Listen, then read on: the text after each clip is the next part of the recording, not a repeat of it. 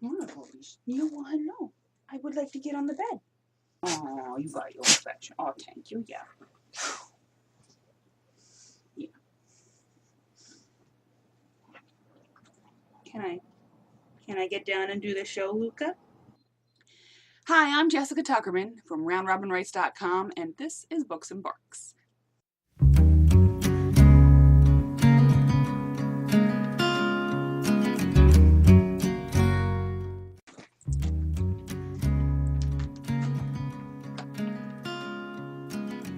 Hi, Luka.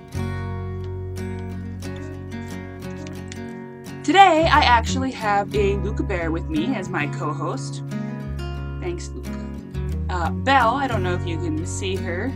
This is her big butt right here. She's still with me, but she decided she doesn't want to be on camera today.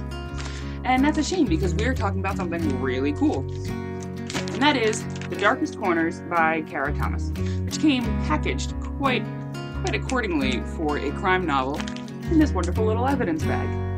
So when I got it, the evidence bag was actually sealed. I broke the seal because I'm terrible about the chain of evidence, but that's okay. Hi, Luka. An incident report about one of the crimes, because there are a couple crimes that happen in this book, which is something I'll talk about in a minute.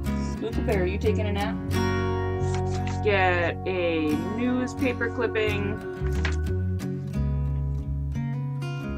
Get a second newspaper clipping.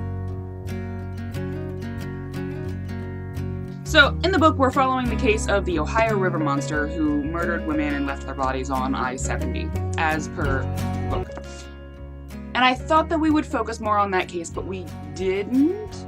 We are struck pretty early on that Wyatt Stokes, who is believed to be the Ohio River Monster, we have to say allegedly. Right, so we didn't actually focus much on the Ohio River Monster case.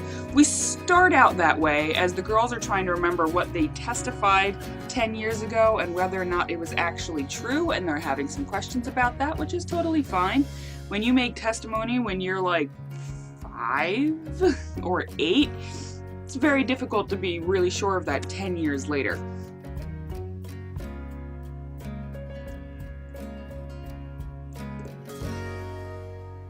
I liked there was some honesty about that, and I liked that there was definite anxiety throughout the book. But I think my stress level should have been played up a lot more. There were a lot of moments that were really low-key. I don't want to go into specifics because I do want you to read this book. It was a good book despite not having prolonged high energy. What I mean by that is when there were fights, they were just a few pages long. They didn't go on. Even chase scenes and things that should have been played up more. Belle is sniffing my knee and it really tickles.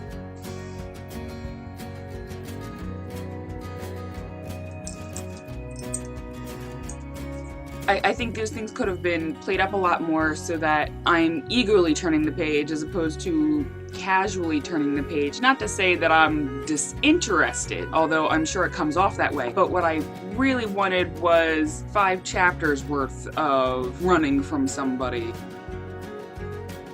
Or, well, maybe not running from somebody, but that's too long. As opposed to somebody is choking somebody else and it happens in the course of a paragraph and it's already resolved, and by the next day they've gone to the hospital and come back, and the next chapter is the next day, obviously. I think the action in this book needed to slow down a bit so that we really had a chance to appreciate it.